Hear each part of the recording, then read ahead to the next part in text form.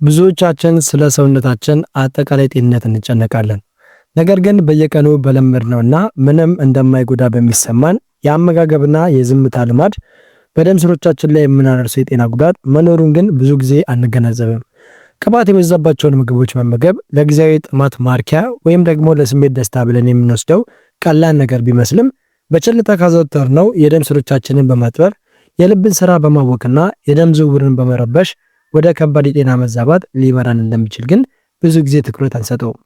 ይህንን የኮሌስትሮል መጨመር በጊዜ ለይቶ አለማወቅና አዘውትሮ መዘንጋት በረጅም ጊዜ በሰውነታችን ላይ የሚያስከትለው የጤና ጠንቅ ቀላል አይደለም። ይህንን ጉዳይ በቅጡ መረዳት የምንመገበውን የምግብ አይነትና የአኗኗር ዘይቤያችንን ማስተካከል ምን ያህል አስፈላጊ እንደሆነ በዚህ ቪዲዮ በደንብ አድርጌ አሳያችኋለሁ ማለት ነው። ሰላም ጤና ይስጥልኝ የጤና ጉዳይ ቻናል ቤተሰቦቼ እንደምን አላችሁ?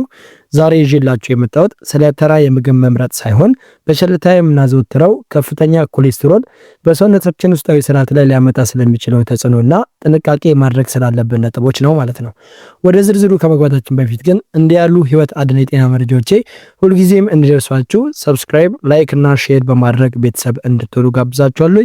የምትፈልጉትን ጥያቄና ሀሳብ ደግሞ ኮሜንት ላይ አስቀምጡልኝ። አሁን ወደዚያው ስለ ጤናማ የልብ ጤንነት የምንተማሩበትና ስለ ኮሌስትሮል መነሻና መፍትሄዎች ዝርዝር መረጃ ወደምናይበት ክፍል እንለፍ። አብራችሁን ቆዩ። ኮሌስትሮል በሰውነታችን ውስጥ እንደ አንድ አስፈላጊ የግንባታ ግብዓት የሚታይ በሰም መልክ ያለ ቅባት ሲሆን ዋነኛ ስራውም የሴል ግድግዳዎችን መገንባትና እንደ ኢስትሮጂን እና ፕሮጀስትሮን ያሉ ወሳኝ ሆርሞኖችን ማምረት ነው ማለት ነው። ይህ ቅባት በራሱ መጥፎ አይደለም፣ እንዲያውም ያለ እሱ ህይወት አይኖርም ማለት ይቻላል። ነገር ግን በደማችን ውስጥ ያለው መጠንና ስርጭቱ ሚዛኑን ሲስት ለከፍተኛ የጤና እክል ይዳረገናል ማለት ነው።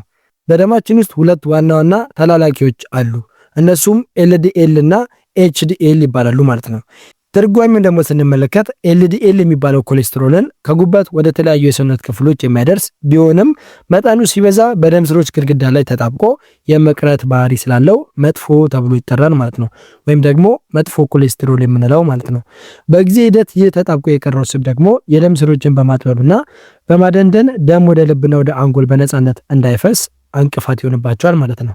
በሌላ በኩል ደግሞ ኤችዲኤል የሚባለው ወይም ጥሩ ኮሌስትሮል የምንለው ማለት ነው ልክ እንደ ጽዳት ሰራተኛ በደም ስሮች ላይ የተለጠፉ ቅባቶችን እየሰበሰበ ወደ ጉበት በመውሰድ እንግዲህ ከሰውነት እንዲወገዱ ያደርጋል ማለት ነው። ችግሩ የሚፈጠረው ደግሞ መጥፎ ኮሌስትሮል ሲበዛና ጥሩ ሲያንስ ነው ማለት ነው። ይህም በአብዛኛው የሚከሰተው ቅባት የበዛባቸውን የእንስሳት ተዋጽኦዎች አብዝቶ በመመገብ የአካል ብቃት እንቅስቃሴ ባለማድረግ በሲጋራ ጭስና በሰውነት ክብደት መጨመር ምክንያት ነው ማለት ነው።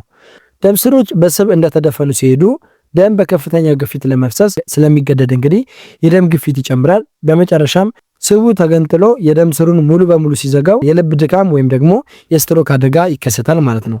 ይህንን ሁኔታ ለመቀልበስና ጤናማ ለመሆን እንግዲህ የግድ የአኗኗር ዘይቤያቸውን መለወጥ ያስፈልጋቸዋል ማለት ነው። ይህም ማለት እንግዲህ እንደ አጃ፣ አትክልት፣ ለውዝና ጥራጥሬ ያሉ ፋይበር የበዛባቸው ምግቦች ማዘውተር መጥፎን ኮሌስትሮል ወደ ደም እንዳይገባ ይከላከላል። በተለይ እንግዲህ በእግር መጓዝና ስፖርት መስራት ጥሩ ኮሌስትሮል ወይም ኤችዲኤል የተባለውን ኮሌስትሮል እንዲጨምር በማድረግ የደም ስሮችን ከቆሻሻ እንዲጸዱ ይረዳል ማለት ነው። በአጠቃላይ ኮሌስትሮል በዝምታ የደም ስሮችን የሚያጠቃ ጠላት ስለሆነ በምግብ ምርጫችን ጥንቃቄ በማድረግና ንቁ በመሆን እንግዲህ የልባችንን ጤንነት መጠበቅ እንችላለን ማለት ነው። ሌላው ደግሞ ኮሌስትሮልን የሚጨምሩ 4 መሰረታዊ ምክንያቶችን ደግሞ ከዚህ በመቀጠል እንመለከታለን ማለት ነው።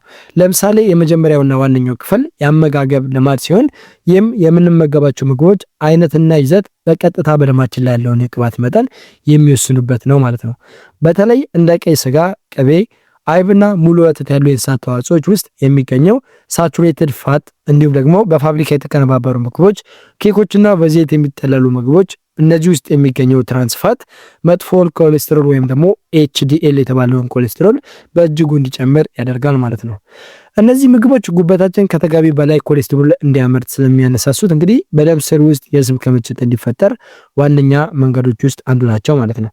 ሁለተኛው ክፍል ደግሞ የአኗኗር ዘይቤና የግል ልማዶች ናቸው። ይህ ማለት ምንድነው? የአካል ብቃት እንቅስቃሴ ማነስን፣ የሰውነት ክብደት መጨመርንና ሲጋራ ማጨስን ያጠቃልላል።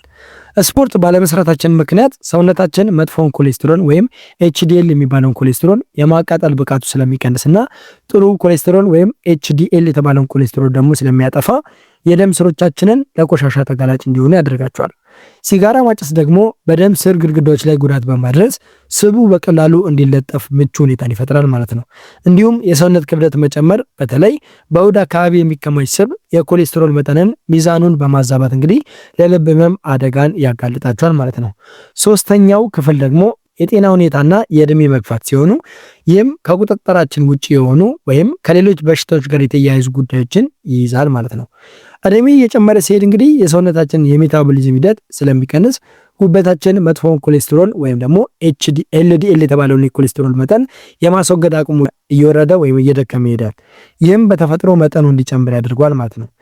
ከዚህም በተጨማሪ እንደ ስኳር በሽታ፣ የኩላሊት ህመምና የታይሮይድ እጢ ችግሮች ያሉባቸው ሰዎች በደማቸው ውስጥ ያለው የቅባት መጠን የመጨመር እድሉ ከፍተኛ ነው። ምክንያቱም እነዚህ በሽታዎች ሰውነታችን ቅባትን የሚያነቃቃበትን መንገዱን ስለሚያውኩት ነው ማለት ነው። አራተኛውና የመጨረሻው ክፍል ደግሞ የዘረመል ወይም የቤተሰብ ታሪክ ካለባችሁ ነው።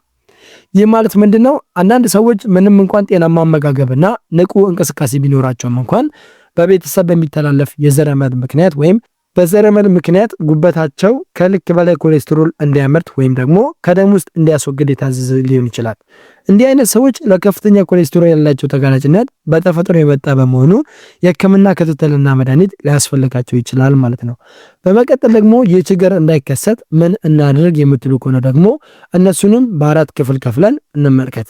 ለምሳሌ የመጀመሪያውና መሰረታዊው ለውጥ የምንለው እንግዲህ የምግብ ምርጫችንን ማስተካከል ነው።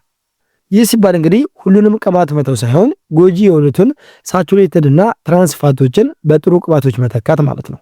ለምሳሌ በቅቤና በስጋ ስብ ፈንታ እንደ የወይራ ዘይት ወይም የሱፍ ዘይት ያሉ የእጽዋት ውጤቶችን መጠቀም፣ እንዲሁም ደግሞ ቀይ ስጋን በአሳ ወይም ደግሞ በዶሮ ስጋ በመተካት ትልቅ ለውጥ ማምጣት ትችላላችሁ ማለት ነው።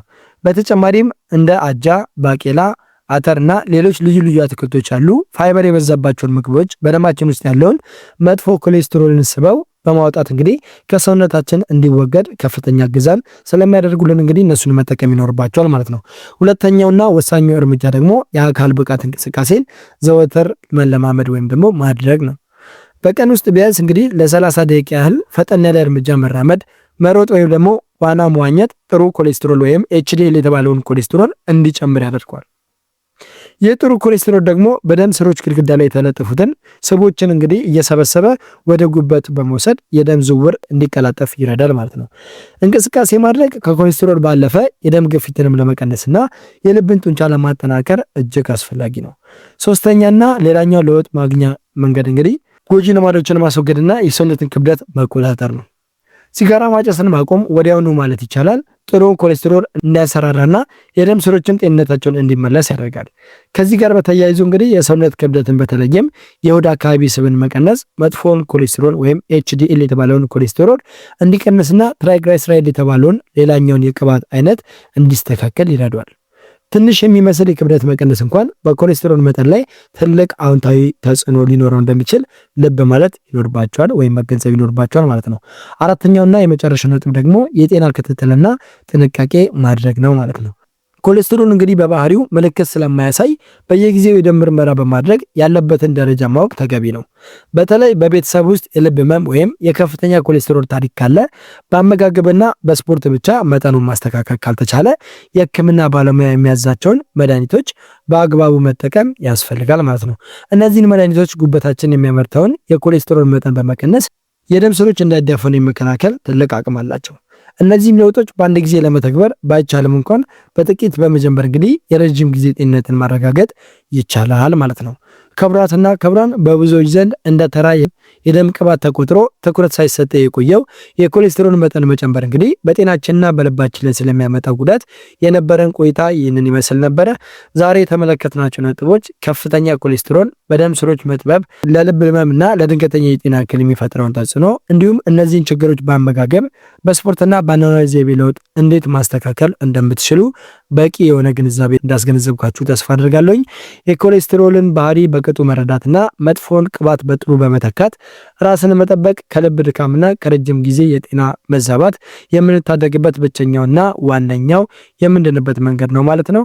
በዛሬው ውይይታችን ላይ ያላችሁን አስተያየት እንደዚሁም ደግሞ ኮሜንት ሲኖራችሁ ጥያቄም እንዲሁም ደግሞ ሌሎች ሐሳብ ካላችሁ ኮሜንት ላይ አጋርኝ። ሁሉንም በጥንቃቄ የማነብና ጥያቄያቸውም ደግሞ በተገቢ መንገድ የመመልስላችሁ ይሆናል ማለት ነው።